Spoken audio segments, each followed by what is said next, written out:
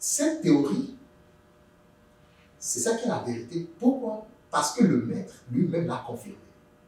Qu'est-ce qu'il a dit dans la Bible? N'ayez pas peur de ceux qui peuvent tuer le corps et ne pas pouvoir tuer l'âme. Ayez peur de celui qui peut tuer et le corps et l'âme.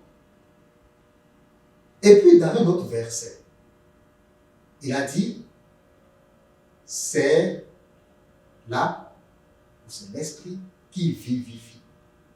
La chair ne sert à rien. Le Christ a entériné ça. Pourquoi on va continuer de penser que nous sommes des âmes, des corps munis d'âme? Ça n'a pas de sens. Mais de penser que nous sommes des âmes incarnées dans un corps, un peu comme lui-même, il est venu s'incarner, c'est la vérité, ça. Et ça, si on pouvait le penser chaque jour dans notre vie, ça changerait drastiquement notre vie. Ça changerait complètement du tout au tout la façon de penser.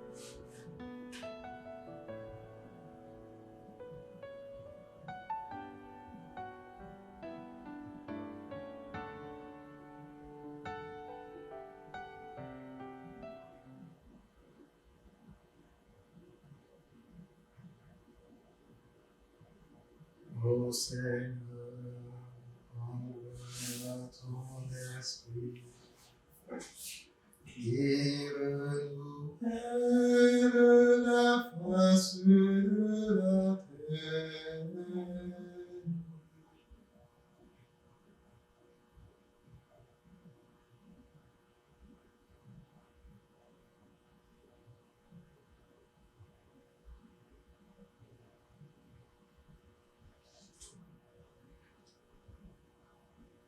Esprit Saint, esprit d'amour, esprit de vérité.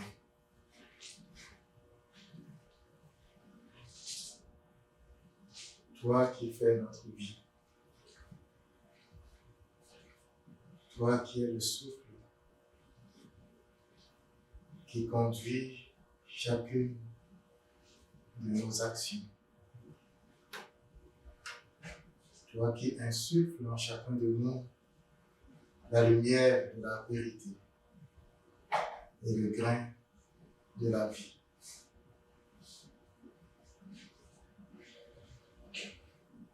Que sommes-nous sans toi?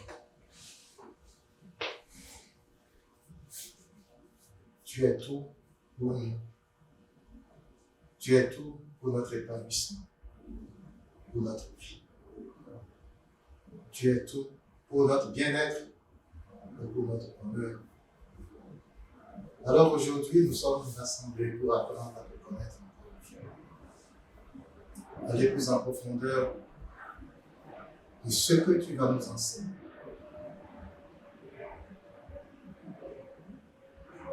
Maintenant, nous mettons à ta disposition. Nous voilà de retour à la maison. Chez nous, chez toi.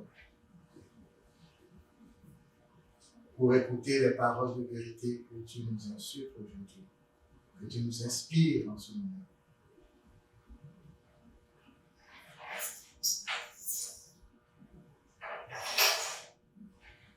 Apprends-nous la vraie mesure de nos jours et que nos cœurs pénètrent ta sagesse.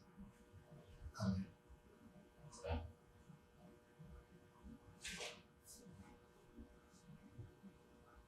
Alors, mesdames et messieurs, bonjour et bienvenue à notre rendez-vous habituel dans cette séance numéro 16 du Carrefour du bien-être spirituel. C'est notre rendez-vous bimensuel maintenant depuis plusieurs mois pour échanger, pour partager, pour parler de notre vie en Dieu, pour parler de notre spiritualité, de qui nous sommes. Et aujourd'hui, nous allons continuer avec ce thème général, communication spirituelle, que nous avions commencé à la séance passée, le 6 du mois de mai. Nous avions parlé des mots et du langage spirituel. Nous nous étions posé la question de savoir, est-ce que les paroles et les mots tels que nous les articulons dans cette vie terrestre sont perçus dans le monde spirituel tel que nous le pensons. Et nous nous sommes rendus compte dans notre raisonnement, dans notre analyse, que en réalité, dans l'univers, tout est énergie et il y a des invariants. La communication entre le monde physique et le monde spirituel se fait la plupart du temps par des correspondances. Et il y a ce qu'on appelle des représentations. Par exemple, quand le Christ était né, le roi de l'univers, on a vu l'étoile de Bethléem, qui était une manifestation de la fête des anges. Il y a d'autres manifestations. Il y en a beaucoup. Par exemple, ce qu'on appelle télépathie, et puis en spiritualité, on appelle souvent synchronicité. Lorsque vous pensez très fort à quelqu'un, que la personne pense à vous en même temps, vous pouvez prendre des téléphones, le téléphone en même temps pour essayer de vous appeler, alors que au préalable, vous ne vous étiez pas parlé de cela. Il y a plusieurs manifestations, mais ce ne sont que des correspondances. Néanmoins, il faut quand même communiquer. C'est deux mondes parallèles qui occupent disons, ce qu'on peut appeler le même espace. Mais en fait, ce n'est pas une question d'espace. On l'avait déjà vu. Et comment communiquer? Alors, on s'est rendu compte que c'est par les sons. Nous parlons, nos mots, quand on les articule, produisent des sons. En réalité, ces sons sont à une certaine fréquence et ces sons proviennent du cœur. Un peu comme nos pensées également, on va le voir plus tard encore, beaucoup plus en profondeur. Dans le monde spirituel, il y a aussi des sons. Lorsque le cœur spirituel produit des affections, ces affections produisent des pensées, et les idées qui proviennent des pensées, on les appelle des sons. Donc, la seule différence entre le son spirituel et le son physique, on va dire, c'est le niveau de fréquence. C'est tout comme si vous avez un poste radio et puis on diminue le volume. Ben, ce que la personne dit, c'est la même chose, sauf qu'on n'entend plus parce que le volume est très bas. Et dans le monde physique, ben, avec l'atmosphère qui est plus grossière, on peut augmenter le volume de ce son et ça va produire ce que je vous dis là. Donc, c'est des sons. Alors, l'invariant entre le monde physique et le monde spirituel, c'est bien ça, c'est le son. Et dans la semaine, j'ai découvert ce documentaire, Le pouvoir secret des sons, produit par Gaïa, donc que j'ai partagé, c'est sur le site, et qui dit exactement la même chose. Souvent, on ne s'en rend pas compte, mais le son a plus de pouvoir que ce que l'on ne peut penser.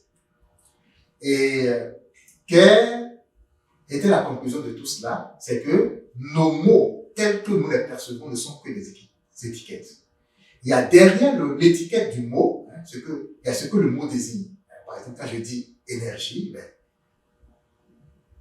l'étiquette énergie, c'est pour qu'on se comprenne ici. Mais derrière, il y a le concept. Qu'est-ce que je veux désigner? Et c'est ça qui est le plus important. Maintenant, je peux être en train de prononcer une formule de prière sans que mon cœur n'y soit. Par exemple, dans mon cœur, il y a par exemple de la rancœur, et puis moi je prie le Seigneur, je prononce une formule de prière, mais on le voit très bien à travers le son que je dégage. Parce que le son, ça provient du cœur. Mais les paroles peuvent être carrément autres, parce que les paroles peuvent être le fruit de ce que je veux montrer à l'extérieur de moi. Mais Dieu ne regarde pas à ces paroles. Dieu regarde au cœur. 1 Samuel, je pense 16, 1 Samuel 2, verset 16, ou quelque chose comme ça, je pense. Dieu ne regarde pas l'apparence. Les paroles, les mots font partie de l'apparence des formes physiques. Mais ce que ça sous-tend, donc les pensées, et par la suite, d'où viennent les pensées donc, du cœur, ben, ça, c'est ce à quoi le Seigneur regarde. C'est ce à quoi toutes les entités du monde spirituel regardent. Donc, c'est ça la base de notre communication.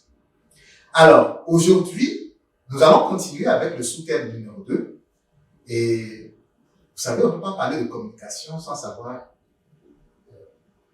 les entités ou les différentes parties de notre constitution spirituelle qui entrent en ligne de compte pour la communication.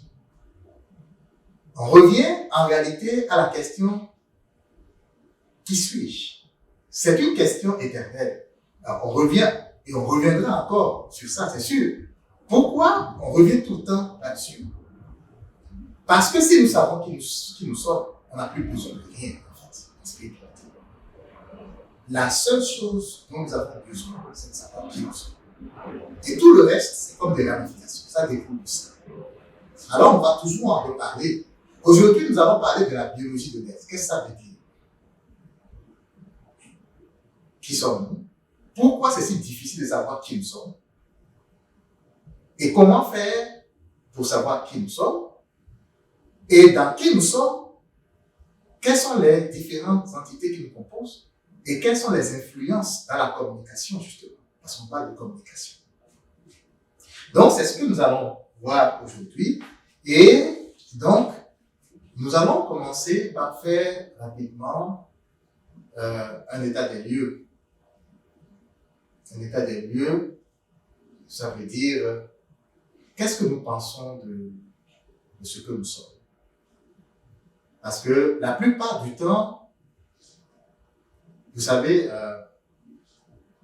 on vit au jour le jour.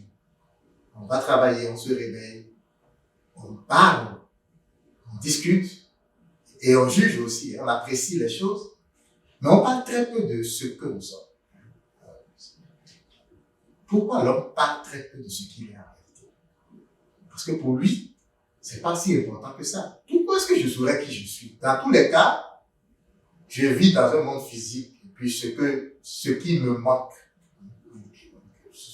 le vide que je ressens, je peux le combler par n'importe quoi. S'il me manque de l'argent, je vais travailler pour avoir de l'argent. S'il me manque une famille, je vais me marier à quelqu'un et puis je produis une famille, je fais des enfants et puis pourquoi est-ce que j'aurais besoin de savoir qui je suis? On n'a pas souvent cette réflexion-là parce que c'est pas important pour nous de savoir qui nous sommes. Mais Socrate, vous le connaissez, ce philosophe grec antique, dit connais-toi toi-même. Et la plupart des gens ne se posent pas cette question. Mais Socrate insistait sur cette question. Tant que tu ne te connais pas, il y a beaucoup de choses dans ta vie que tu vas ignorer. Il y a beaucoup de choses qui vont t'influencer, t'impacter. Et tu ne sauras pas les causes réelles parce que tu ne te connais pas. Et ça, c'est quelque chose de très important. Parce que la plupart du temps, qu'est-ce qu'on se dit? Nous sommes très convaincus que nous sommes des êtres précieux, fils de Dieu, créés à l'image de Dieu. Oui, c'est vrai. Mais le fait qu'on soit fils de Dieu, quel impact ça a sur nous? Quel impact ça a sur ce qui va m'arriver demain, ou ce qui m'était arrivé hier, ou ce qui m'arrive maintenant? La question, c'est ça. Je proclame quelque chose, mais est-ce que le simple fait d'affirmer que je suis couronne de la création, est-ce que ça a un impact sur moi et sur les personnes qui m'entourent? Est-ce que ça a un impact sur le monde? La réponse est non. Parce que si ça avait un impact, ça fait longtemps que le monde aurait drastiquement changé. Le nombre de personnes qui par jour font des prières et prononcent cette phrase « Je suis fils de Dieu », c'est énorme. Ça ne change pas grand-chose. Et nous sommes donc appelés à nous reposer encore et encore cette question « Qui suis-je » Il y a un philosophe et compositeur grec qui s'appelle Georges Gurdjieff. Je vais parler quelquefois de lui dans cette présentation, parce que lui s'est penché un peu sur la question. C'était aussi un mystique, en fait, il a beaucoup réfléchi et médité sur le monde physique et le monde spirituel. Et ce philosophe du 19e siècle disait que cette parole de Socrate, connais-toi pour toi-même, c'est la devise, ça devrait être la devise de l'homme qui cherche à se connaître. C'est la devise de toutes les personnes qui sont sur le chemin de la vraie connaissance de l'être. La vraie connaissance de l'être. Et c'est pourquoi c'est très important de se poser les questions existentielles que vous connaissez. D'où venons-nous? Où allons-nous? Pourquoi sommes-nous ici? Les personnes que j'ai rencontrées dans ma vie, est-ce que c'est anodin, est-ce que c'est un hasard que je les rencontre? Ma femme, mes enfants, ou la communauté dans laquelle je suis, ou là où je suis, est-ce que tout ça c'est un hasard? C'est des questions existentielles qui sont très très importantes dans la découverte de notre vraie identité. Et parmi toutes ces questions, il y en a une de fondamentale. C'est qu'est-ce que être homme? Qu'est-ce qu'on appelle être un homme? Vous savez, souvent, quand on regarde notre environnement, les définitions ou les réponses à cette question sont variées. On peut dire qu'il y a autant de réponses que de personnes qui vont répondre. Parce que notre perception de ce que nous sommes, c'est très varié. Et Gurdjieff, justement, disait que souvent on se dit, nous sommes hommes, mais en réalité, nous ne sommes pas très différents des automates. Parce que, regardez, l'homme aime être confortable, la routine. Et on se définit par rapport à l'extérieur, à ce que nous avons. On se définit par rapport à un certain nombre de facteurs qui n'ont rien à voir avec ce qui crée la vie en nous, en réalité. Et nous nous disons fiers d'être ce que nous sommes parce que nous sommes parvenus à réaliser quelque chose. Mais Gurdjieff dit, pour avoir le droit, pour avoir le droit de se dire un homme, il faut être un homme. Vous allez me dire, mais jusque-là, il n'y a rien de bien compliqué à comprendre. C'est vrai. Je ne peux pas dire que je suis un homme si je ne suis pas un homme. Mais la suite, être un homme n'est possible que grâce à la communication de soi. Grâce à la connaissance de soi. Et au travail sur soi. Dans les directions que lui révèle cette connaissance de soi. Alors, dans cette citation, nous avons la connaissance, le mot connaissance qui apparaît, connaissance de soi. La connaissance de soi va de pair avec un travail personnel, un travail sur soi. Donc, la plupart du temps, nous lisons les livres saints, la Bible, le Coran, pour ceux qui sont musulmans, et puis suivant notre religion, les livres de spiritualité. Nous apprenons beaucoup de choses des conférences également. La question c'est, est-ce que nous faisons un travail avec ça? Qu'est-ce que nous tirons de tous ces enseignements? Nous gardons toutes ces informations dans notre tête, un peu comme nous apprenons la philosophie, les mathématiques, la physique, la chimie. Mais la spiritualité, ce n'est pas ça. La spiritualité, c'est quelque chose qui jaillit du fond de notre être, qui est le résultat d'un travail personnel que nous avons fait après avoir acquis des connaissances. En fait, nous allons voir que ces connaissances ne viennent de nulle part ailleurs que justement de cet être qui est en nous. Et le défaut de cette connaissance fait que nous avons un biais dans ce que nous pensons. Alors, je vais aller tout de suite. Qu'est-ce que nous pensons souvent de ce que nous sommes? Lorsque nous venons dans ce monde, de nous en tant que bébé. Mais, et en tant que bébé, nous avons comme une feuille vierge, une page vierge. Au départ, il n'y a rien d'écrit dessus parce que nous sommes ignorants. Le bébé ne connaît pas grand-chose, il ne va pas peut-être manger. Il y a des instincts du corps. C'est manger, il faut qu'il mange pour survivre. Donc, il sait comment t'aider. Et puis ça commence comme ça. Et au fur et à mesure, qu'est-ce qui se passe? On se forge une certaine personnalité. Déjà, dans le cercle familial, on va apprendre les valeurs familiales, l'éducation de base, que nos parents vont nous inculquer. Les parents sont là pour nous accompagner, donc ils ne veulent pas que nous tombions dans les pièges de ce monde. Ils vont nous apprendre plein de choses. Alors, déjà, on commence par remplir la feuille. Donc, on remplit. Biogif dit, on salit la feuille. Il dit qu'on remplit, il dit qu'on salit la feuille. Pourquoi il dit on salit? C'est très facile, parce que tout ce qu'on apprend, c'est pour ici. En fait, rien de tout ça n'a rien à voir avec qui nous sommes. Mais c'est utile. On apprend pour pouvoir réaliser les expériences pour lesquelles nous sommes venus. Par exemple, si je vais à l'école, c'est pour apprendre à travailler. Je vais apprendre des choses ici, il faut que je puisse avoir de la connaissance pour travailler. Sinon, personne ne va m'engager dans son entreprise.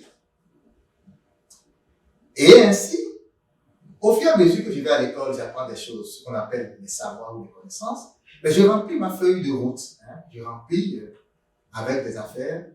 Et il y a une section qu'on appelle devoir. On va dire, il faut faire ci, il faut faire ça, voici les règles de la société. Et plus cette section-là est remplie, mais plus je dis, je suis honnête. C'est ce qu'on appelle l'honnêteté.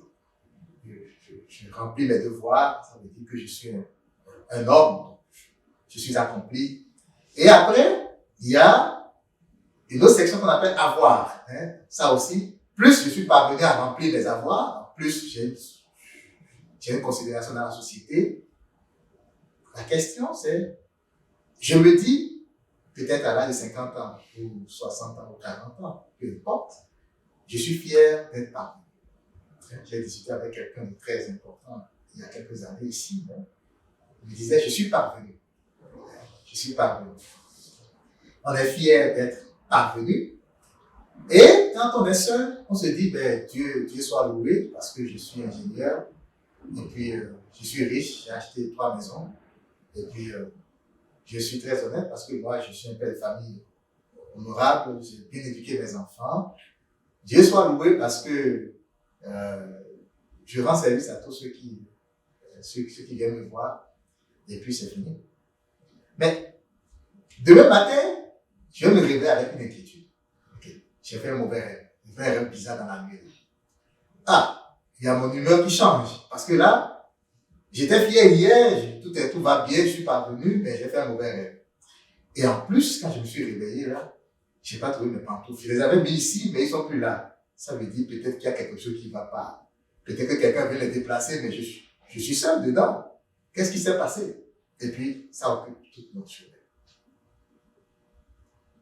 Moi qui pensais que j'étais stable, voici ce matin, il y a quelque chose qui me rattrape.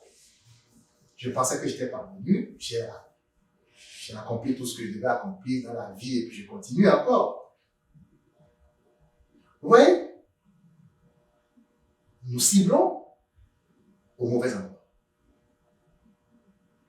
Et c'est comme ça que nous pensons ce que nous sommes. Pour un homme, ce qu'il est, c'est ce qu'il a. Et c'est comme ça que la plupart des personnes quelques personnes, je ne vais dire pas la plupart, quelques personnes qui ont fait des expériences de mort imminente, quand ils reviennent, elles disent, je suis passé de l'avoir à l'être. C'est-à-dire, là-bas, dans le laps de temps qu'ils ont fait avec le monde spirituel, on leur a dit non, ça ne marche pas. C'est pas tout ce que tu as accompli dans ta vie là, qui est toi. C'est autre chose. C'est plus le verbe être. Vous voyez un peu? Et donc, il se désillusionne, on va dire. De cette pensée, dans tous les cas, ce qui me manque, je vais l'acquérir, il passe à non. En réalité, le vide que je ressens en moi, il n'y a rien qui puisse le combler. Donc, il faut regarder ailleurs. On passe de l'avoir à l'être. Comprenez? Donc, ce bref état des lieux, on peut en parler plus, nous montre qu'en réalité, nous visons la mauvaise chose quand il s'agit de savoir qui nous sommes. Et c'est à cause de ça, justement, que c'est pas important pour nous. Parce que, pour nous, il n'y a pas question de se poser il n'y a pas lieu plutôt de se poser cette question. Pourquoi je me posais la question? Je sais déjà la réponse. Ce que je suis, c'est ce que j'aime.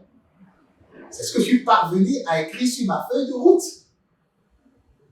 Tous ces efforts que j'ai faits d'éducation.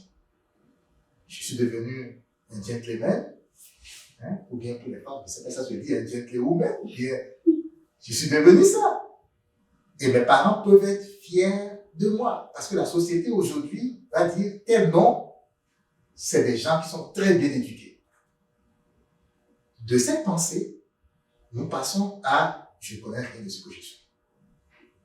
D'où cette devise dont parle Gurdjieff est très importante. Effectivement, connais-toi toi-même, c'est ce qu'on devait se répéter chaque matin. Est-ce que je me connais? Est-ce que je me connais? Alors, si je ne me connais pas, comment se connaître? Comment parvenir à me connaître? Et c'est là que Gurdjieff dit, se connaître, c'est un travail très sérieux. C'est très exigeant. En fait, on ne peut pas parvenir à se connaître si ce travail sur soi, on le met à la même priorité que la vie de tous les jours. C'est bizarre, hein? N'est-ce pas? Ça veut dire que ça va être très difficile. Parce que la plupart du temps, ce qui est important pour nous, justement, c'est d'aller travailler à avoir de l'argent. C'est de réaliser tout ce qu'on a dit là. Et c'est tellement important pour nous. Mais si on ne peut pas savoir qui on est, si effectivement on ne met pas cette recherche-là, ce travail sur soi-là, au premier plan de notre vie, on comprend pourquoi beaucoup de gens ne savent pas qui ils sont. Parce que c'est comme investir son temps et son énergie dans le néant. Vous comprenez? Alors, si je dois prendre mon temps et mon énergie, investir dans le néant, à quoi ça me sert? Ça me sert à rien. Et cette pensée ou cette façon de voir, cette perception de Gurdjieff est très ancrée en nous. Il avait des élèves, il parlait à des élèves un peu comme tout maître spirituel, mais il disait aux élèves, vous ne prenez aucune note. Il a écrit, enfin, lui-même il a écrit des livres, mais de spiritualité, c'est ces élèves qui ont écrit des livres de spiritualité. Parce que il y en a parmi ces élèves qui avaient une bonne mémoire et qui, parce qu'ils n'étaient pas autorisés à noter. Et il n'enregistrait pas comme j'enregistre maintenant. Parce que pour lui, la spiritualité, tu viens écouter et tu mets en pratique. C'est tout. Ce n'est pas quelque chose que tu gardes en tête. C'est quelque chose que tu expérimentes. Donc, pour lui, se connaître, c'est devenir la connaissance. Il écrit, la connaissance est la priorité inaliénable d'un homme. Elle ne peut être ni plus ni moins grande que lui. Car un homme ne connaît que lorsqu'il est lui-même connaissance. C'est-à-dire quoi? Souvent, nous, on voit les choses à l'extérieur. Ouais, comme je vous parle. Vous êtes venu vers moi aujourd'hui, peut-être pour acquérir des connaissances. Mais la réalité, c'est que vous n'avez pas de connaissances avec moi. Vous avez des directives. C'est ce qu'il dit. Il dit que lorsqu'on suit des prédications, des homélies, des choses comme ça, ce qu'on acquiert, ce n'est pas la connaissance, c'est les directives. C'est là où on doit aller pour avoir la connaissance. Parce que la connaissance est unie à nous. C'est indissociable de l'être. Et regardez dans la vie. Peu importe, prenez un enfant de 5e année primaire, enseignez-lui les intégrales. Peu importe ce que vous allez lui enseigner en mathématiques, là, il ne va retenir que ce qui est à son niveau. Vous comprenez? Il ne peut pas retenir plus. C'est-à-dire que vous ne pouvez pas enseigner à un enfant la chimie, des matériaux, et penser qu'il va le retenir. Il n'est pas rendu là. C'est ce qu'il veut dire. La connaissance n'est ni plus ni moins grand que l'individu. Et on le voit. Parfois, les gens vont venir vers moi, vont poser des problèmes, et moi, je vais commencer à leur parler de spiritualité. Mais ils vont rien retenir de ça. Et ils ne sont pas rendus là. Je vais parler, et ils ne vont rien faire de ce que je dis. Parce qu'en réalité, ils ne sont pas rendus là. C'est tout comme si ce n'est pas ce qu'il leur faut. Mais comment se rendre là? Parce que quand même, la connaissance de soi, tout le monde en a besoin, n'est-ce pas? Tout le monde veut être heureux. Tout le monde veut pouvoir décoder ce qui ne va pas dans sa vie. Si on a des problèmes, tout le monde veut quand même résoudre ces problèmes. Et de façon très efficace. Pas comme un médicament qu'on prend aujourd'hui. Ça soigne les symptômes et demain, ça revient à la charge. Personne ne veut ça. Personne ne veut tout le temps être en train d'aller voir des gens pour dire j'ai tel problème, viens m'aider. Tout le monde veut pouvoir dominer les choses dans sa vie. Retrouver ce qu'il est en réalité. Mais comment faire? Que j'ai dit, il faut faire ce travail sur soi, le mettre comme prioritaire. Le mettre comme prioritaire. C'est-à-dire que peu importe ce que tu fais dans ta vie, tu dois te rappeler que tu as fait ce travail. Sans ça, il n'y a rien qui va se passer. Rien. On peut essayer, demain on peut essayer, et on le voit. On le voit dans nos communautés, même chrétiennes et tout ça. Nous avons tellement échoué à faire ce travail que finalement, on se dit, non, l'homme est faible. On ne peut pas parvenir vraiment à redevenir ce qu'on est réellement, c'est-à-dire fils de Dieu. Parce que fils d'un Dieu, c'est qu'il est Dieu, n'est-ce pas? Le Christ dit, un bon arbre produit de bons fruits. Si Dieu est bon, il n'a pas pu produire des fruits qui sont mauvais, on s'entend. C'est une loi de l'univers. Si Dieu, nous sommes vraiment des fils de Dieu, ça veut dire qu'il a produit des bonnes choses en nous. Ça veut dire qu'il faut redevenir ce que nous sommes à la base. Mais on a tellement échoué dans ce travail qu'on se dit l'homme est faible. Non, il est vraiment incapable, c'est juste le miséricordieux qui va subvenir à ça. Parce qu'on a échoué quelque part. On ne sait pas comment faire pour y parvenir. Ça nécessite de la discipline. Ça nécessite de la volonté. Parce qu'il faut être fou. Il faut vraiment être un peu fou là pour mettre la spiritualité au-dessus de tout ce qu'on fait dans cette vie. Tout le monde veut l'argent. Tout le monde veut le bien-être matériel. Tout le monde veut la position sociale. Tout le monde est content quand on dit ah, tu es une bonne personne, tu es ceci. Et on se dit, non, mais ça, c'est pas la spiritualité qui donne ça. Vous voyez un peu? Alors, cette séance, c'est aussi pour nous mettre en contexte. Ce que nous voulons, nous devons nous donner les moyens pour ça. Soit on veut ou on ne veut pas. Il n'y a pas de juste milieu. Il n'y a pas je veux un peu et après je veux l'autre un peu. Vous avez vu la pandémie, c'est une sorte de fermentation spirituelle. Dieu a permis quelque chose pour amener à tamiser. Aujourd'hui, il n'y a pas beaucoup de juste milieu. Avant, il y en avait beaucoup. Il y avait des gens qui se prenaient pour autre chose. Des gens proches de Dieu, des prophètes ou des trucs. Aujourd'hui, vous allez voir, quand vous regardez sur les réseaux sociaux, dans le monde, ce qui se passe, il y a plein de personnes qui se disent, je ne sais pas, homme de Dieu ou quelque chose, et qui, avec des scandales par-ci, par-là, on commence à les placer. Il y a des personnes qui étaient un peu comme au milieu, ils ne sont pas des hommes de Dieu, mais c'est des gens qui étaient comme des gentilles personnes. Ils ont des fondations par-ci, par-là. Mais aujourd'hui, on commence à voir leur visage réel. On commence à voir que non, en réalité, ceux-là, c'est pas le bien du monde qu'ils recherchent en réalité. Et donc, on appelle ça la fermentation spirituelle. Et c'est des choses qui arrivent, qui permettent à ceux qui étaient dans l'ombre de voir clair dans le jeu de ceux qui étaient, en guillemets, dans leur lumière. Et chacun choisit le chemin. Si tu es pour Dieu et pour le monde spirituel, ben tu vas t'enraciner dans ça. Beaucoup de gens, aujourd'hui, recherchent le ciel, mais ne viennent pas à l'église. Mais ils réfléchissent au jour le jour, ils méditent au jour le jour sur ce qu'ils sont. Et ça, c'est le vrai chemin qui mène au Christ. Parce que, on a dit, Quand le Christ partait, il dit, je vais vous envoyer l'Esprit Saint. Mais il sera en vous. Le monde ne va pas le reconnaître, mais vous, vous allez le reconnaître. Nous n'avons pas un Dieu à l'extérieur. Il n'y a pas un Dieu à l'extérieur.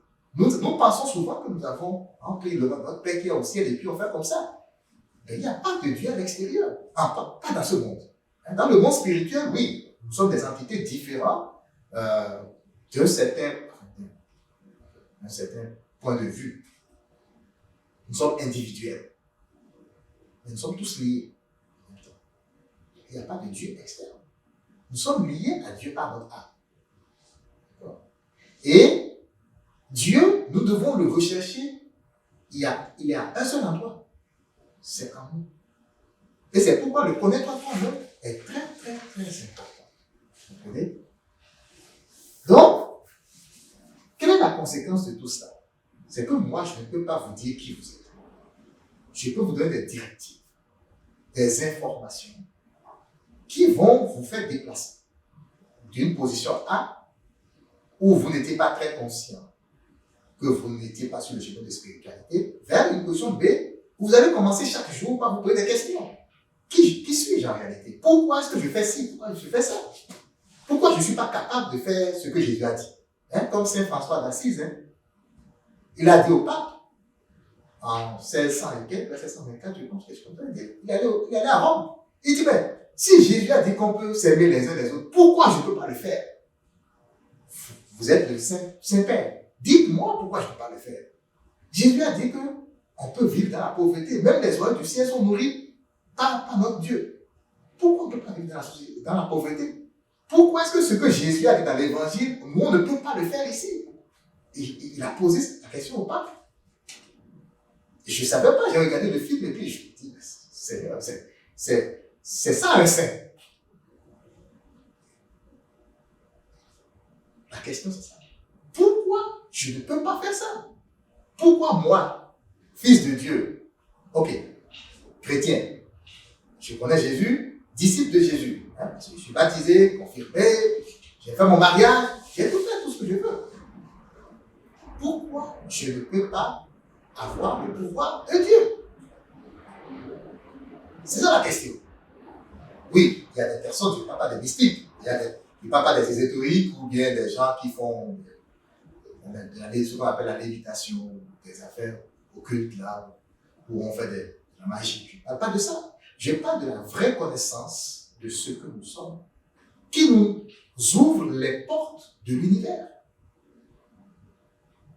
Je parle de cette parole de Jésus qui dit, si vous avez la foi petite comme une graine de moutarde, vous allez dire à cette montagne, déplace-toi. Ça, c'est de la magie.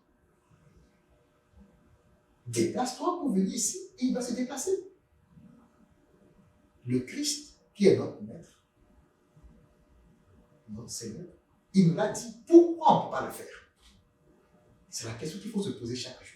Dans chaque chose, en allant au boulot, quand tu travailles, quand tu parles avec les gens, il faut te poser cette question. Et c'est ce travail sur soi que Brigitte dit, il faut le mettre en avant. Sans quoi, il n'y a rien qui va bouger là-bas. Parce que c'est tellement exigeant que si tu le mets secondaire, ça va être étouffé par tous les autres rapidement.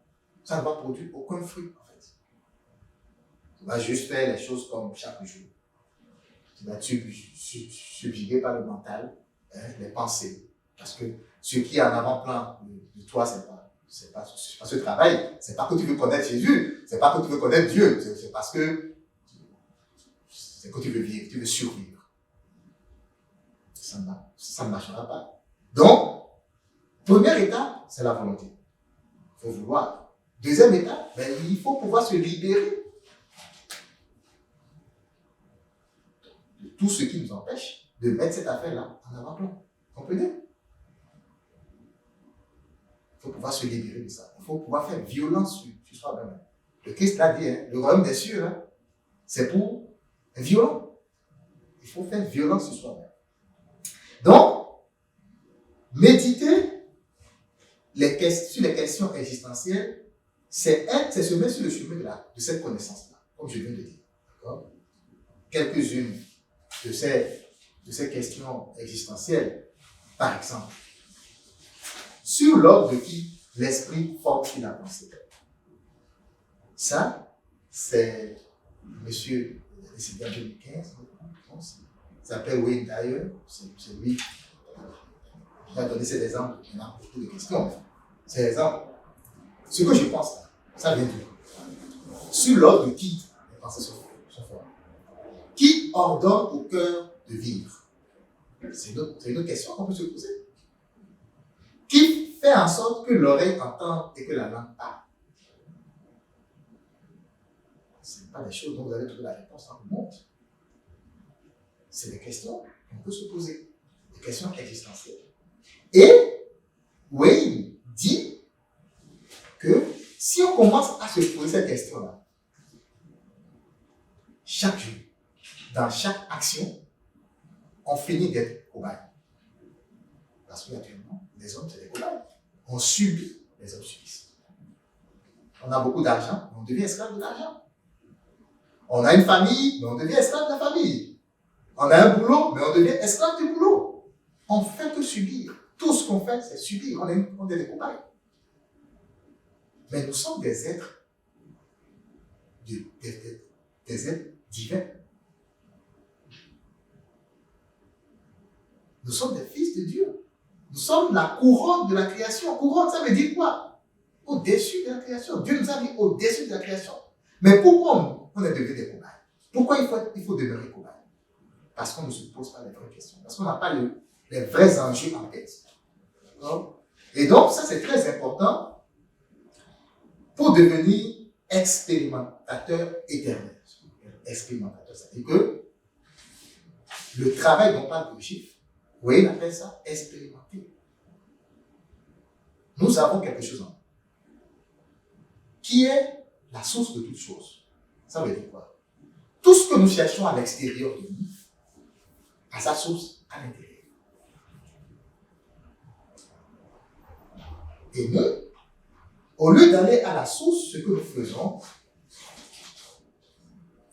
c'est que nous pourchassons les manifestations. Vous comprenez? La source de tout ce que nous cherchons à l'extérieur se trouve en nous. Nous, au lieu de nous concentrer sur ce qui produit les choses externes, nous nous concentrons sur les manifestations. Au lieu d'aller à la cause ou à la source, nous nous concentrons sur les manifestations. Qu'est-ce que ça veut dire? Lorsque nous sommes malades, nous prenons des médicaments. Pour soigner quoi? Les symptômes. J'ai un maux de tête. Mais je prends un Tylenol parce que ça, dans ma tête, ça guérit les maux de tête. Le problème, c'est que demain, j'ai encore les maux de tête. Je prends un Tylenol. Et je continue comme ça. Je pourchasse les symptômes. Sans savoir peut-être que c'est une infection qui me crée ces maux de tête. C'est exactement ça. Et donc, il faut savoir que notre vraie source, notre vraie identité réside derrière notre personnalité, derrière la raison. On a vu cette feuille-là vierge qu'on remplit avec des devoirs, avec des affaires, et on pense que c'est ça qui est notre vraie identité. Mais non, notre vraie identité est derrière. D'accord? Alors, nous allons maintenant aborder quelques directives pour essayer de commencer ce travail, de rechercher qui nous sommes réellement. C'est comme je vous l'ai dit, tout est là-dedans. Tout est là.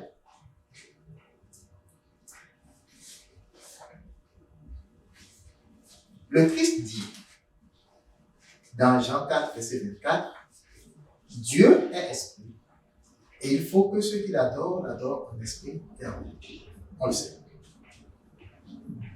Notre Dieu, le créateur de tout ceci, il est esprit.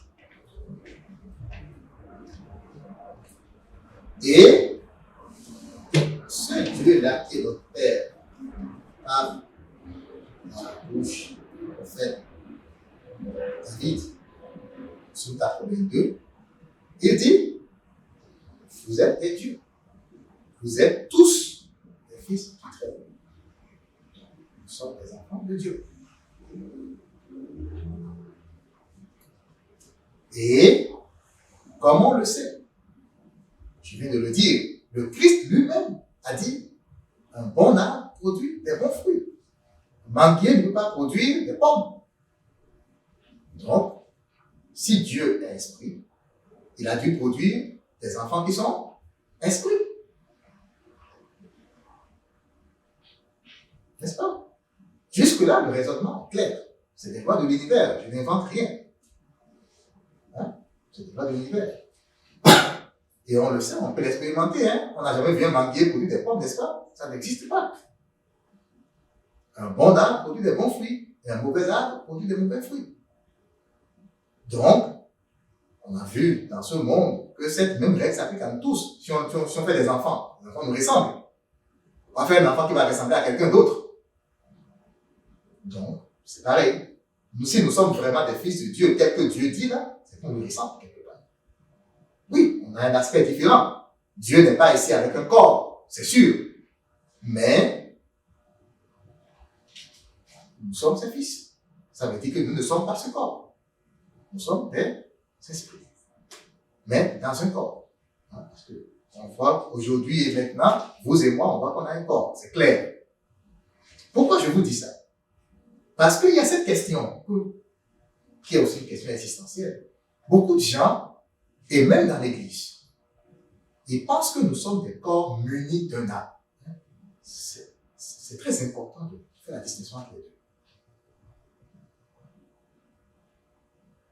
Alors que nous sommes des âmes incarnées dans un corps. C'est pas la même chose. Hein?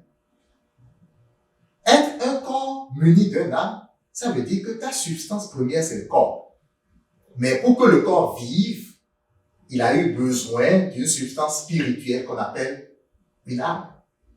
Ça veut dire que si le corps périt, c'est que toi tu péris aussi.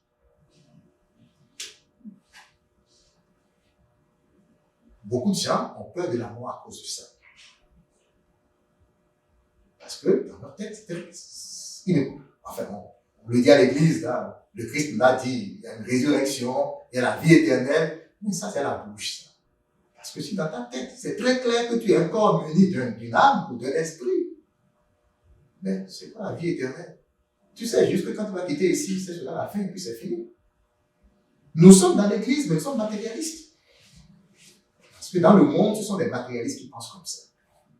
Après la matière, il n'y a plus rien. Et puis c'est fini. Mais il y a l'autre théorie. Nous sommes des âmes incarnées dans un corps. Qu'est-ce que ça veut dire? Ça veut dire que nous existions avant. Et que nous avons emprunté comme un habit. Comme en venant ici, on s'est mis un habit pour venir ici. Demain, ce sera un autre habit. Mais si l'habit périt, dans un incendie par exemple, on continue. Hein? Notre corps, si notre corps périt, notre âme repart d'où il est venu. Et cette théorie, c'est ça qui est la vérité. Pourquoi? Parce que le maître lui-même l'a confirmé. Qu'est-ce qu'il a dit dans la Bible?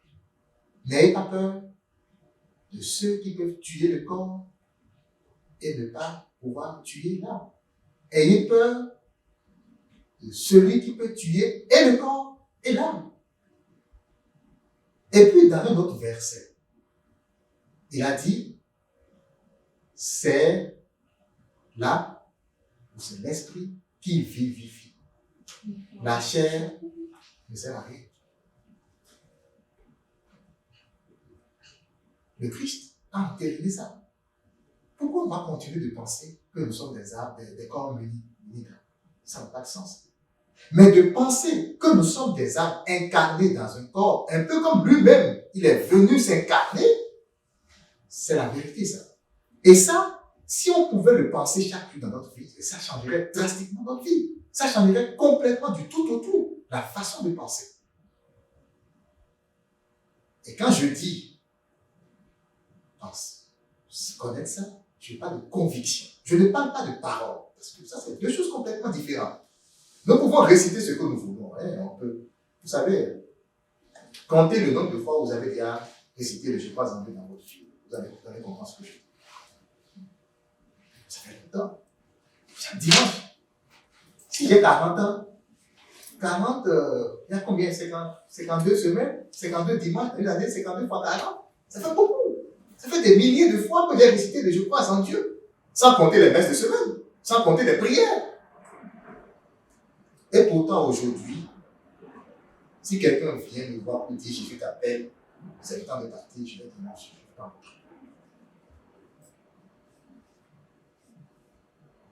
On se met à nous-mêmes. Comprenez? On se met à nous-mêmes. On dit je crois, mais en réalité, on ne croit à rien. Comment faire pour avoir la foi? C'est ce de quoi on parle.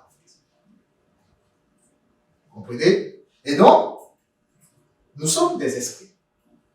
Et nous devons méditer sur ça, dans le qui suis-je là.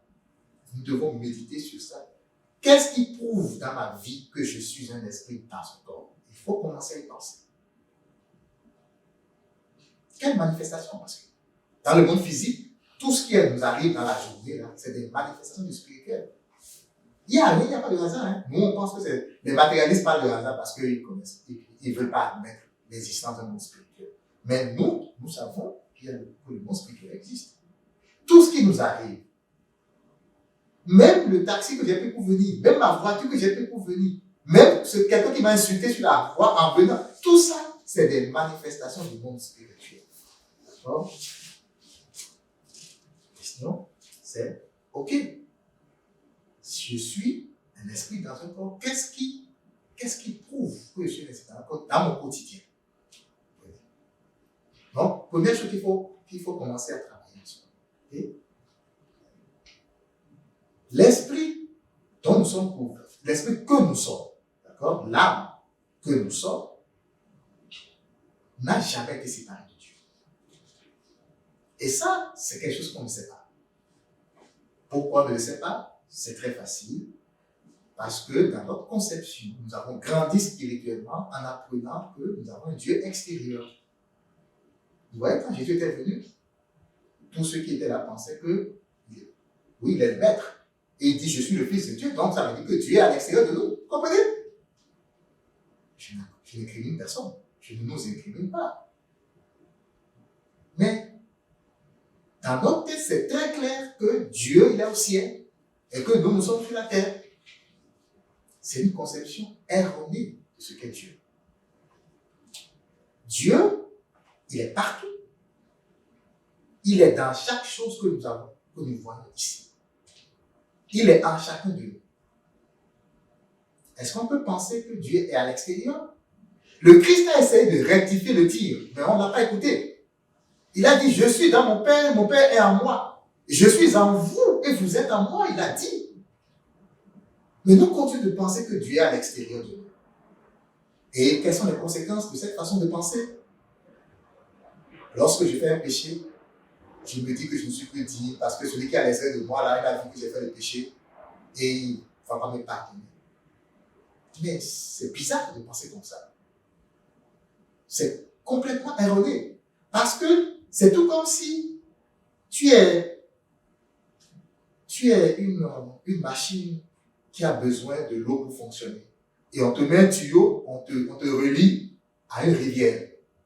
Et toi, tu penses que parce qu'il y a une pièce qui est gâtée en toi, ben, c'est que la rivière ne te reconnaît plus. Vous voyez un peu l'absurdité de la chose. Mais il y a le rapport. La rivière coule tout le temps. L'eau est disponible à profusion. Si ta pièce se gâte, c'est que ta pièce se gâte. Ça n'a rien à voir avec la rivière, vous comprenez? Par contre, le fait que ta pièce de ta machine est gâtée, ça peut t'empêcher de recevoir l'eau de la rivière. Vous voyez la différence? La rivière te donne toujours de l'eau. La rivière n'a jamais coupé ça. Il dit éternellement, moi je te donne de l'eau. Mais si ta pièce est gâtée, c'est toi qui te coupes à moi. C'est pas moi qui me coupe à toi. Alors, deuxième chose que nous devons apprendre à changer en nous, c'est ça. Nous n'avons jamais été coupés de la source. Jamais. Et c'est ce qu'on appelle miséricorde infinie. Dieu Je sais ce que vous faites. C'est moi qui vous ai envoyé faire ça. Faites toutes vos expériences. Tuez comme vous voulez. Péchez comme vous voulez. Faites tout ce que vous voulez. Mais c'est des expériences. Un jour, vous comprendrez que ce que vous faites, ça vous coupe de moi. Mais moi, je ne me couperai jamais de vous. Il a dit tout le temps dans la Bible. Jamais je ne vous abandonnerai. Il a dit, il le répète. Et même dans l'Ancien Testament, quand les prophètes disaient, est-ce qu'il y a une personne juste qui va pardonner, il dit, je vais pardonner. Tout le temps, il le dit. Mais nous ne croyons pas à ça. On le dit, on le répète, mais dans notre tête, c'est autre chose. Alors, nous devons commencer à penser que le péché, c'est que c'est pas bon. Oui, c'est pas bon.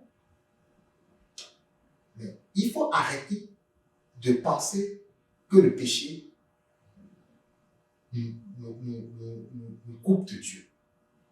C'est une erreur. C'est une mauvaise façon de percevoir les choses. Le péché,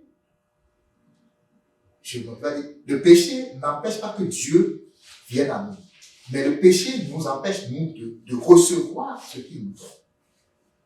Il faut voir le péché pas comme un mal, mais comme un obstacle. Comprenez? C'est-à-dire que on voit tellement le péché comme un mal que parfois il y a des choses, on se dit, il a eu ce qu'il a eu, c'est parce qu'il a fait ça que la vie lui a rendu ça. C'est insensé de dire des trucs comme ça. Parce que c'est pas vrai du tout. La vie, c'est Dieu. Dieu ne rend rien à personne parce qu'il a. Non, jamais. Même quand il parle de jugement, on a vu dans les expériences de Moïse, de témoignages, que même dans le monde spirituel, Dieu ne juge personne. Il te met là, et un écran devant toi, il te fait défiler tout ce que tu as fait. Or, dans le monde spirituel, tu es esprit, pur, pas incarné. Donc, tu es beaucoup plus sensible. Ça dit quoi? Ça dit que ce que tu as fait de mal aux gens dans le corps et qui ne t'a rien fait parce que tu es dans le corps, ben, en esprit, quand tu revis ça, tu souffres toi-même. Tu souffres à la place de l'autre. Des choses aussi insignifiantes que insulter quelqu'un, ou brimer quelqu'un, ou mentir sur le compte de quelqu'un. Ça devient comme un fardeau très lourd à supporter dans le monde spirituel. Et c'est ça le jugement. Donc, c'est très important de savoir que nous n'avons jamais été coupés de la source. Ça va résoudre tous vos problèmes. Parce que si je sais que je n'ai jamais été coupé et que j'ai plein de problèmes, la solution est là. Vous comprenez? Ça veut dire que je n'ai pas perdu la solution. Je n'ai pas de problème parce que j'ai péché. C'est faux. J'ai des problèmes parce que je suis inconscient. Je suis ignorant. Je ne sais pas qui je suis. Vous comprenez? Et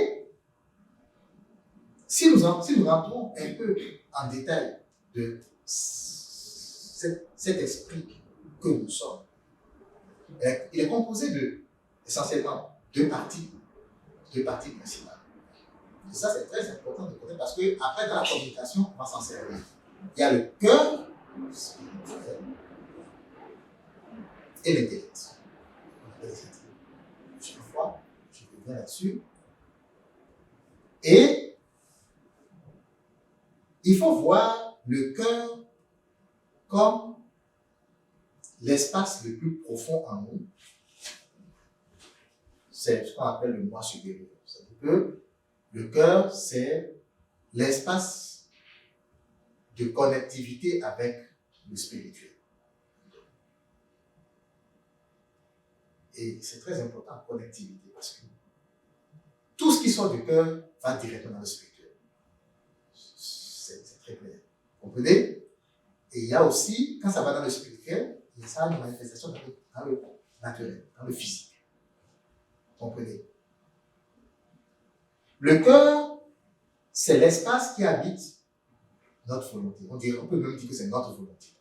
C'est l'espace qui habite le libre arbitre, les choix que nous faisons. Ça parle de ça. D'accord? Et c'est surtout l'espace qui habite les affections. De notre cœur sort ce que nous voulons, ce que nous désirons. Une affection, c'est ce que tu désires. D'accord? Et c'est aussi un espace énergétique. Vous savez pourquoi? Qu'est-ce qu'on dit en français? La force de la volonté. Ce qu'on appelle force en spiritualité, c'est la volonté. La force, un peu comme je peux prendre mon pied et taper sur un ballon, j'exerce une force sur le ballon. Mais spirituellement, ce qu'on appelle une force, c'est la volonté. Ça veut dire quoi? Ce que je veux, je peux le faire. Dans la vie d'un homme, il n'y a rien. Il n'y a rien qu'il veuille et qu'il ne puisse pas faire. Ce n'est pas pour rien qu'on dit vouloir, c'est pouvoir. Ce n'est pas anodin. Ce que je veux, j'ai la force spirituelle nécessaire, en tout cas moi, pour le faire. Et je parviendrai à le faire d'une manière ou d'une autre. Ça peut être dans 100 ans. Je m'en fous, mais je vais le faire. Je peux prendre toute ma vie entière pour ça, mais je vais le faire parce que je le veux. C'est une énergie. Il faut penser en termes d'énergie. Dans l'univers, tout est énergie. Ça nous gêne souvent quand on parle d'énergie. Encore une fois, des étiquettes. Des étiquettes, des mots. On dit, ça là, c'est pas de notre religion, c'est ces mots-là. Il faut qu'on sorte de là. Nous devons, dans ce travail de qui suis-je là, nous devons nous élever par rapport à beaucoup de choses, de conditionnement, de façon. Tout dans l'univers est énergie. Tout. Même les chaises, tout ça là. Tout ça, c'est des énergies. La physique quantique l'a démontré. La science l'a démontré. C'est des choses qui vibrent. Okay? Quand on regarde des microscopes, même notre corps, ça vibre. Mais la vibration est tellement faible que c'est comme solide. Vous comprenez? C'est de l'énergie. D'accord? Et ça, c'est très bien expliqué dans un livre de Wayne Dyer qui dit « Il existe une solution spirituelle à tous vos problèmes. » Il parle beaucoup d'énergie. Et comment on peut exploiter ça pour résoudre tous nos problèmes, justement. Et ce livre est basé sur quoi? Sur qui? Sur Saint François d'Assise. Il a rédigé tout le livre avec la doctrine de Saint François d'Assise, la prière. Vous connaissez la prière de Saint François d'Assise, la prière qui est populaire dans tout le monde. La spiritualité, ce n'est pas la religion. Mais nous pouvons exploiter ça pour augmenter pour nous rapprocher de la source, pour retrouver ce que nous sommes en réalité. Et venir en communauté, dans l'église, pour aider nos frères et sœurs, pour qu'ils résolvent aussi leurs problèmes. Parce que dans ce livre-là, ce que Wayne dit, c'est que si par exemple, vous allez quelque part et que vous émettez une mauvaise énergie, c'est-à-dire quoi? Une mauvaise pensée. Les gens vont être contre vous tout de suite. Vous allez susciter dans tout ce qui vous entoure cette même pensée.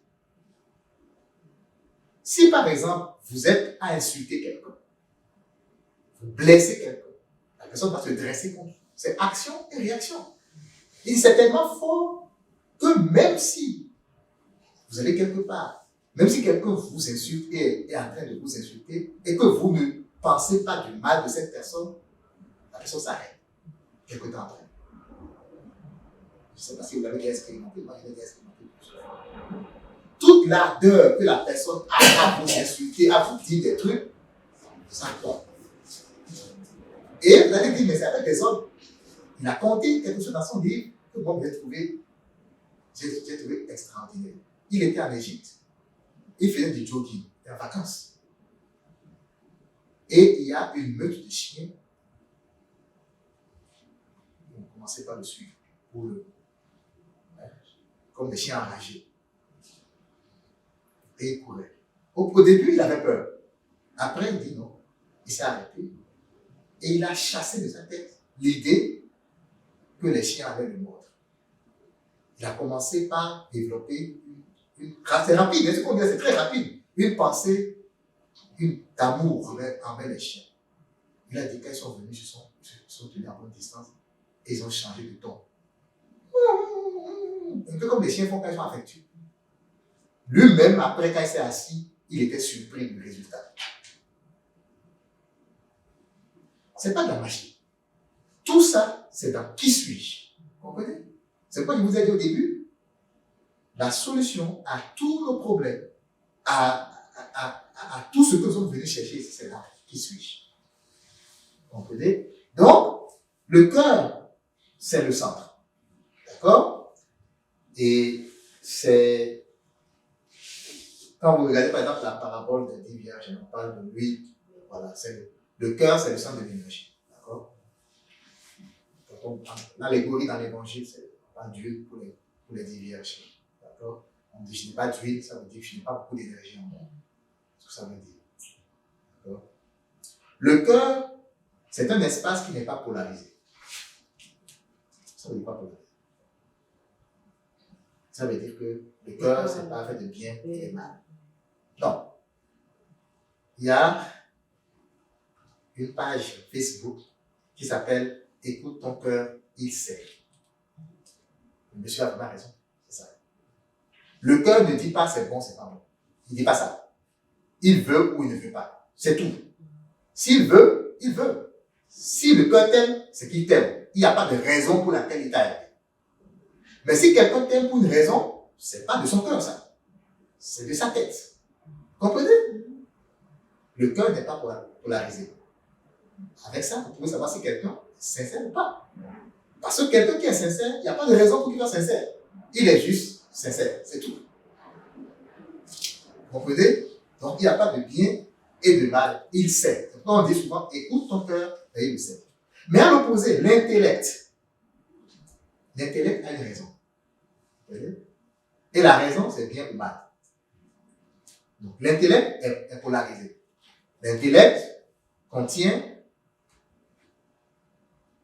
l'intelligence. C'est le centre de l'esprit. D'accord? La raison, le mental. Donc, l'intellect a des doutes. Pourquoi? Parce que l'intellect doit scruter. Quand nous venons ici, la partie de nous qui va scruter les choses dans ce monde, c'est l'intellect. Le cœur ne scrute rien. Il attend que l'intellect vienne le rendre compte. Je ne sais pas si vous comprenez ce que je veux dire. Le cœur vient. Le cœur, c'est le sang de l'âme. L'intellect, c'est le sang de l'esprit. D'accord? Le cœur, il attend. Il veut faire des expériences. Mais lui, il est tranquille dans son coin là-bas. Et il délègue à l'intelligence des pensées, des choses. Ah, j'ai besoin d'une crème glacée. Va voir si c'est bon la crème glacée. L'intellect va développer la pensée, des idées pour aller obtenir la crème glacée. L'action qui s'ensuit, c'est la crème glacée. Il va goûter et il va faire former la pensée que ah, c'est une bonne crème glacée. Il va aller le dire au cœur. Tu avais raison, c'est une bonne. C'est une bonne. Le cœur va le garder. Lui, il va le garder comme ça jusqu'à ce que tu démontres une autre fois. Vous comprenez? Le cœur, c'est comme un disque dur. Il garde juste des informations. Il ne réfléchit pas pour dire est-ce que c'est bon, est-ce que c'est pas bon. C'est pourquoi c'est stable. C'est pourquoi tout le monde dit parle avec le cœur. Parce que c'est stable. Si tu parles avec ton cœur, tu es à peu près sûr de ne pas te tromper. Et c'est pourquoi aussi les publicitaires veulent gagner nos cœurs. Parce qu'ils savent que cette affaire-là, c'est... Si tu gagnes le cœur de quelqu'un, tu l'as gagné lui-même. Et Swedenborg dit, dans le monde spirituel, nous sommes des esprits. Hein. Quand on va aller dans le monde spirituel, l'esprit est absolument, c'est clair, l'esprit est absolument tel que son cœur est. Si tu as un cœur bon, tu es un bon esprit. Si tu as un cœur mauvais, tu es un mauvais esprit. Mauvais en Dieu, parce que c'est imparfait. Parce que ton cœur n'est pas encore rempli de bonnes choses. D'accord? Alors, on a parlé du cœur et de l'intellect. D'accord? Je dis du cœur et de l'esprit aussi. Hein. Le Seigneur dit, je vous donnerai un cœur nouveau, je mettrai en vous un esprit nouveau. C'est les deux entités. D'accord? Quelles sont les relations entre les deux entités? Je vais citer encore Swedenborg.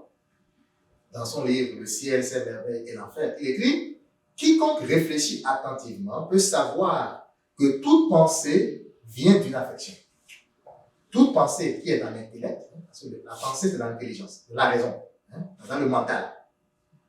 Il faut voir les deux parties. L'intellect, mental, raison, intelligence. C'est l'ensemble des facultés intellectuelles. C'est là où il y a les pensées. Le cœur, lui, n'a pas de pensée, mais lui génère, parce que c'est une énergie. Il génère un champ, il génère des pensées. Il dit, toute pensée vient d'une affection qui appartient à l'amour. L'affection appartient à l'amour. Ça veut dire quoi? Si j'aime une crème glacée, c'est mon amour de crème glacée. L'amour, ce n'est pas que l'amour pur. D'accord? Ça peut être aussi l'amour des choses impures. Hein? Si j'aime quelque chose qui n'est pas bon, j'aime le mensonge, j'aime trahir, c'est des amours. Et ça génère des affections. Vous comprenez? Donc, il dit, et que les idées de la pensée sont des formes variées dans lesquelles une affection a été répartie. Car il n'y a absolument aucune pensée ni aucune idée sans affection. C'est de l'affection qu'elles tirent leur âme et leur vie. Si vous vous posez la question de savoir pourquoi je suis bourré de pensées, ça vient de votre cœur. Et qui l'a dit? Qui l'a encore dit? Quelqu'un l'a dit. Vous ne vous souvenez pas? Un blanc de mémoire. Quelqu'un l'a dit. C'est le Christ qui l'a dit. C'est du cœur que viennent les mauvaises pensées. Il a dit. C'est du cœur que viennent les mauvaises pensées. C'est une affaire d'énergie. Le cœur génère des affections. Et les affections, c'est des désirs que nous avons. Chaque affection génère des pensées. Et les pensées génèrent des idées. Vous comprenez? Mais il n'y a pas de pensées qui ne viennent pas d'une affection. D'accord? D'accord? Ok. On va y revenir, il faut bien garder ça parce que quand on va voir les communications avec les esprits, on va y revenir. D'accord? Alors, vous comprenez maintenant pourquoi on dit que tout est énergie, qu'il faut réfléchir en énergie. Ce n'est pas un péché que de réfléchir en énergie. C'est juste un travail qu'on fait sur soi pour retrouver qui on est. D'accord? Et c'est très clair, hein? Nous sommes des êtres de lumière. Nous acceptons que nous sommes des êtres de lumière, mais nous n'acceptons pas que nous sommes d'énergie. Vous comprenez? C'est bizarre quand même, hein? Parce que la lumière, c'est l'énergie, n'est-ce pas? Hein? On a vu le Christ ici, transfiguré. Sur notre terre, il était venu ici, il a transfiguré. Il a montré que nous sommes, qu'on a énergie. Mais nous ne veut pas l'accepter parce que les mots nous gênent, tout ça. Donc, on parlait de la relation entre les deux entités, le cœur et l'esprit. Comment ça fonctionne? C'est facile. Vous savez, dans le corps, qu'est-ce que le cœur fait dans le corps? Il pompe le sang et il irrigue tous les autres organes du corps. C'est la même chose. C'est lui le centre. En spiritualité, c'est pareil. Spirituellement, c'est pareil. C'est-à-dire le cœur, c'est le centre d'énergie. Et lui, il envoie l'énergie à tous les autres. Vous comprenez? Il envoie l'énergie à tous les autres. Et il faut voir chaque organe physique comme une correspondance d'un organe spirituel. L'homme, ce n'est pas le corps. Nous étions déjà hommes complets avant de nous incarner dans le corps.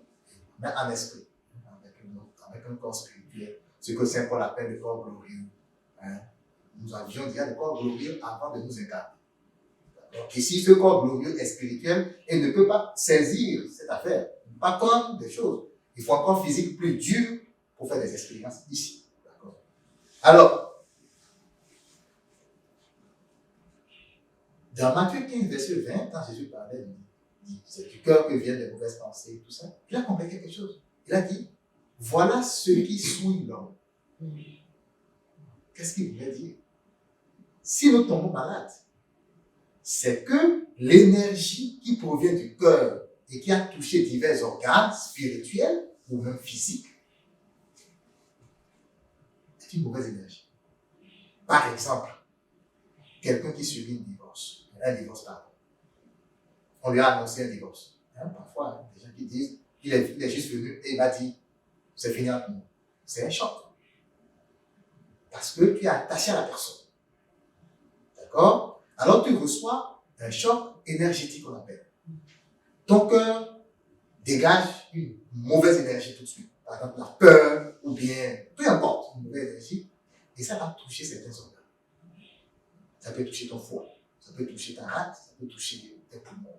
Tu vas commencer une maladie, une infection. On va dire non, c'est parce qu'il y a telle chose qui a mangé, tout ça. Mais non. Et beaucoup de personnes sont parvenues à démontrer ça, que les chocs énergétiques c'est à l'origine de la plupart des maladies que nous avons. Vous voyez que tous nos problèmes, c'est dans le qui suis-je. Si tu sais qui tu es, tu vas savoir que tu n'as pas à t'attacher à quelqu'un. Hein? Et si tu ne t'attaches pas à quelqu'un, si la personne vient un jour pour te dire c'est fini entre nous, pourquoi tu vas avoir des chocs énergétiques? Ça peut te faire mal. Parce que peut-être qu'il y a quelques attentes. Tu n'es pas attaché. Plus tu es attaché à quelqu'un, plus ça te fait mal si la personne rompt le lien. Plus tu as peur que la personne rompe le lien. On devient à ce moment-là esclave. Le qui suis-je, ça résout tous nos problèmes. D'accord? Et pour disons, pour récapituler tout ça, la relation cœur-intelligence, donc le cœur non polarisé a besoin de l'intelligence pour faire des expériences, d'accord? Pour comprendre certaines affaires, pour prendre des décisions, peu importe, d'accord? Alors, le cœur va dire à l'intelligence, va regarder tel aspect de telle chose pour voir ce que ça donne. L'intelligence va faire avec sa polarisation bien, mal, et tout ça, il va dire c'est bon, c'est pas bon, et il va retourner au cœur. Vous savez que les deux ne peuvent pas se dissocier. Vous pensez que dans notre corps, le cœur peut vivre sans les poumons? Non, c'est impossible. Le cœur, ici, représente le cœur spirituel. Les poumons représentent l'intellect. D'accord? C'est la correspondance. Et si vous voyez exactement comment le cœur agit avec le poumon, vous allez voir exactement comment est-ce que notre volonté agit avec notre intellect. Vous allez voir, c'est les mêmes affaires. D'accord? Les correspondances sont exactement pareilles. Et si vous avez la possibilité, je vous invite à lire les livres de Swedenborg. Il décrit parfaitement dedans. Parce que lui, c'est un scientifique, il connaît très bien comment fonctionne le corps. Et il a décrit avec ses expériences mystiques, les anges lui ont dit, c'est comme ça. La façon dont le cœur fonctionne avec tous les autres organes, c'est exactement comme ça que dans le spirituel, les choses se passent. C'est comme ça que ta volonté fonctionne avec tes pensées. Vous comprenez un peu? Donc, le connaître toi-même, ça s'assoit dans cette de découverte. Vous comprenez? Et si on voit, donc, toutes les doctrines de la spiritualité sont basées sur cette relation cœur. Donc, le cœur a besoin de l'intellect et l'intellect a besoin du cœur. Vous savez pourquoi? Parce que l'intellect, là, c'est comme quelque chose qui est en l'air. Lui, tout ce qu'il sait faire, c'est d'analyser. Hein? Le bien, le mal, ça c'est bon, ça c'est pas bon. C'est tout ce qu'il sait faire. Il ne peut pas garder l'huile, si vous voulez. Il n'a pas la capacité, il n'a pas un disque dur pour garder des affaires dures comme ça, pour dire je me stabilise. Vous comprenez? L'esprit qui épouse le cœur est un vrai esprit, un bon esprit. Parce qu'il s'assoit sur le cœur. C'est comme l'ordinateur, vous voyez? L'ordinateur, le processeur, qui fait des calculs. Mais il y a aussi le disque dur, qui est le cœur. Enfin, le cœur qui garde les données. Vous comprenez? On peut assimiler l'intellect au processeur. Lui, il fait plein de calculs. Mais pour garder les trucs en mémoire, il a besoin de quoi? Il a besoin du disque. Vous comprenez?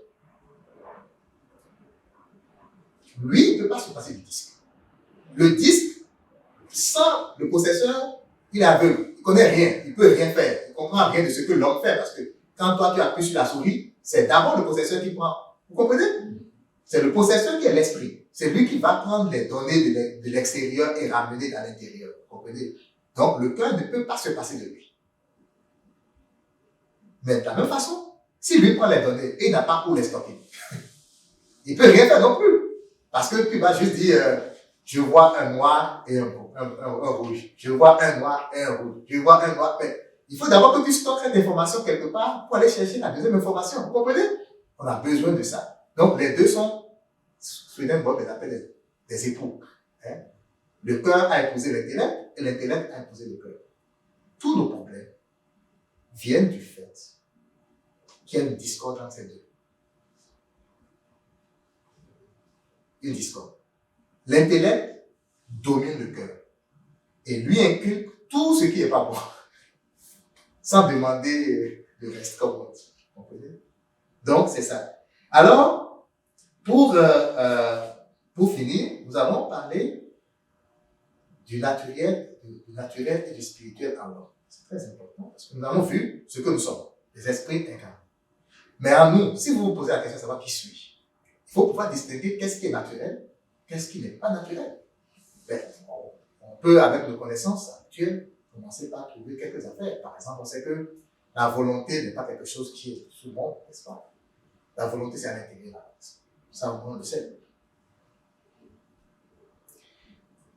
Cette question du naturel et du non-naturel, c'est une question qui est très vieille. Les hommes ont commencé par se poser cette question, ça fait très longtemps. Mais, vous savez, révélation angélique, Swedenborg dit, l'homme tel que nous sommes, avec le corps et l'esprit, nous représentons l'univers dans sa plus petite expression. Nous avons tout. Nous avons et le spirituel et le naturel. Ça, on le sait. D'accord? Nous avons l'esprit qui est le spirituel et nous avons donc le corps qui est le naturel. Donc, pour distinguer, Wayne, le docteur Wayne s'appelle, il a donné deux citations. Il a cité Sainte Thérèse d'Avila. Sainte Thérèse d'Avila dit, là, c'est la présence de Dieu qui s'épanouit en nous. D'accord? Il a cité quelqu'un, un Indien qui s'appelle Ramana Maharshi, qui lui dit, lui c'est un peu plus clair, il dit, tout ce qui attire l'esprit vers le monde extérieur n'est pas spirituel. Tout ce qui attire l'esprit vers le monde extérieur n'est pas spirituel. Il ne faut pas oublier, j'ai dit, le cœur est là-bas au fond. L'esprit, c'est lui qui va faire des expériences. Mais évidemment, l'esprit fait le va-et-vient. Il bouge. D'accord? Juste comme ça. Qu'est-ce qui fait bouger l'esprit? Si vous savez ça? Notre esprit bouge. Mais qu'est-ce qui fait bouger l'esprit? C'est le cœur qui envoie l'énergie, non? Oui, le cœur envoie l'énergie. Mais oui. Comment on appelle l'énergie que le cœur envoie? Le champ d'énergie. Comment on l'appelle? Le cœur a une affection qui génère quoi? En sens. Le champ d'énergie généré par le cœur s'appelle les pensées. Et les pensées, c'est ça qui fait bouger l'esprit. C'est vrai, non? Vous l'avez expérimenté déjà une fois? Je vous parle. Votre corps est ici. L'esprit ailleurs. L'esprit est ailleurs. Pourquoi l'esprit est ailleurs? Parce qu'il y a des pensées. J'étais au marché tout à l'heure là. J'ai rencontré quelqu'un qui était tellement jovial et mon esprit est là-bas. Je te parle, ah oui, et puis l'esprit repart. Hein? C'est les pensées qui font bouger l'esprit. L'esprit bouge. On a déjà vu ici les positions de l'esprit. Vous vous rappelez? Ça va dans le monde et puis ça revient à sa maison. Ça, c'est le cœur qui revient à la maison. Donc, l'esprit bouge. Et il dit tout ce qui attire l'esprit vers le monde extérieur n'est pas spirituel. Il dit tout ce qui amène l'esprit vers l'intérieur est spirituel. Juste ça, méditez là-dessus tout le temps. Ça va vous permettre de distinguer qu'est-ce qui est matériel ou naturel de ce qui est spirituel. Peu importe, si ça active votre esprit, par exemple une publicité qui vous attire, ça veut dire que c'est du bon matériel. Vous ne devez pas accorder beaucoup d'importance à ça. Vous pouvez aller, c'est correct, mais il ne faut pas prendre ça comme... Il faut passer à coche. Il faut passer à cocher. D'accord? Donc, évidemment, ce qui attire vers l'extérieur s'appelle les formes. On appelle les formes. C'est tout ce qui est forme. Donc, par exemple, un exemple, le corps physique a tendance à attirer l'esprit vers l'extérieur. Vous savez comment? Ça, c'est un bon truc. Le corps physique a tendance à nous attirer vers l'esprit, vers l'extérieur. Comment? On vient de le dire, non, on ne l'a pas dit aujourd'hui. Mais le corps physique attire l'esprit vers ce monde. l'essence que nous avons. Supposez que vous êtes devant le Saint-Sacrement. Vous êtes en méditation profonde. Évidemment, en méditation profonde, votre esprit s'élève. Votre esprit, votre corps s'immobilise. Votre esprit s'élève. Et vous êtes là avec Jésus. Pareil. Et puis je viens, je vous pèse derrière. Qu'est-ce qui va se passer? On descend de là où on est et on vient très rapidement. Le corps nous amène vers l'extérieur. Même chose quand on dort. Quand on dort dans un sommeil profond, notre esprit n'est pas là. Notre esprit va dans le monde spirituel. Si quelqu'un vous verse de l'eau froide sur la figure, qu'est-ce qui arrive? Avec une vitesse encore plus grande que la lumière, l'éclair, l'esprit quitte là où il était là-bas et il revient. L'âme vient tout de suite encore. Et vous allez voir, on voit flou. Quand on se réveille comme ça, là, on voit d'abord flou. Les tout premiers instants, on dandine. On n'est pas très bien. Parce que l'esprit a couru pour venir. On l'a appelé, le corps l'a appelé. Vous comprenez? Et ça, c'est des choses, c'est des expériences qui peuvent, à chaque fois, faites l'expérience d'aller voir, c'est des choses qui peuvent nous donner encore plus de conviction.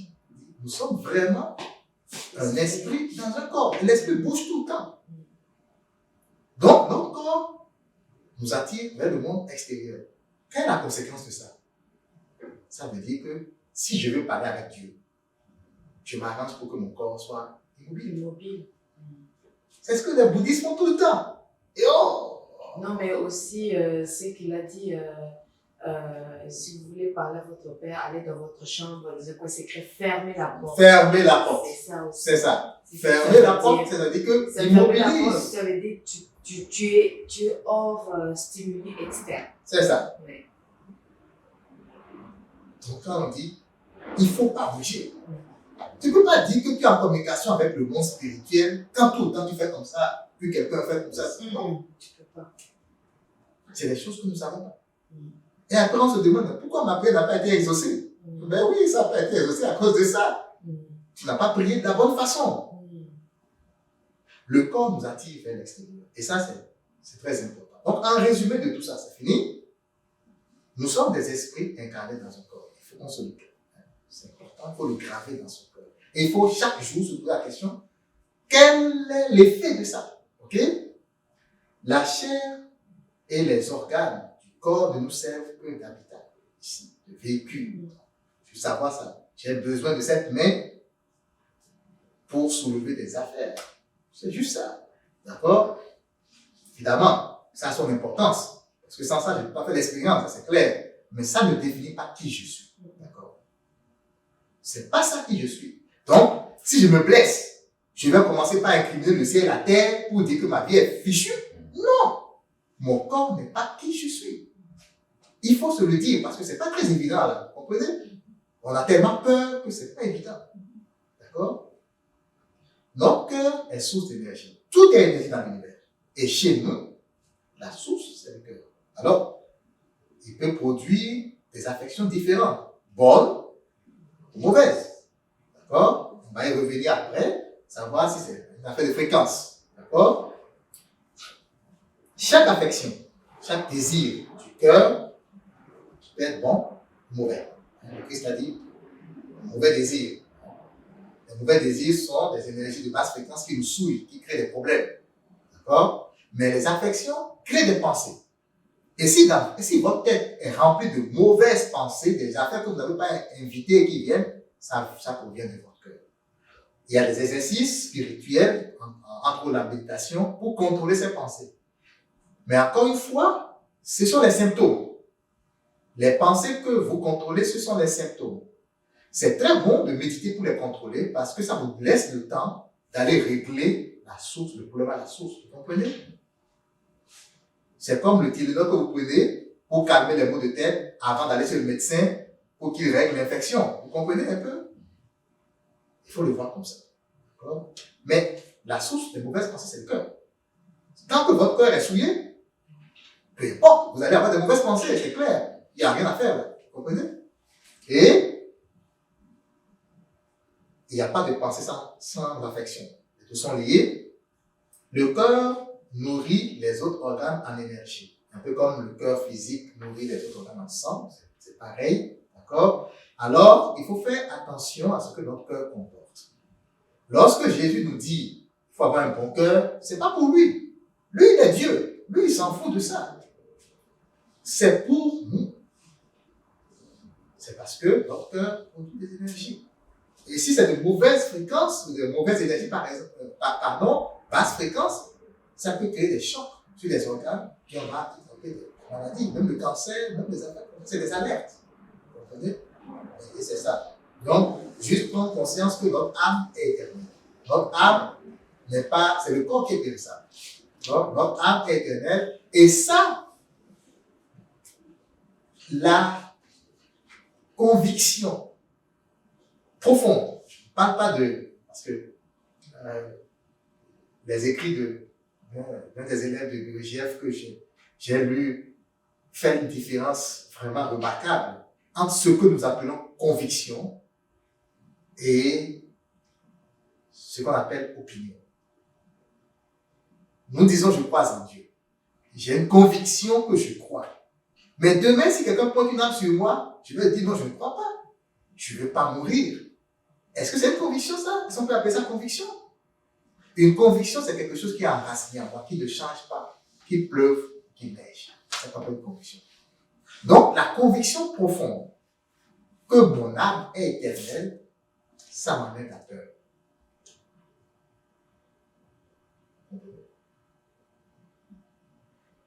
Et ça veut dire quoi? Ça veut dire que pour moi, je suis entre deux mondes. Je suis en transition. Je viens pour faire quelque chose. Hein? Comme le disent les gens souvent en spiritualité, je ne sais pas, d'autres branches de spiritualité, ils appellent ça matrice.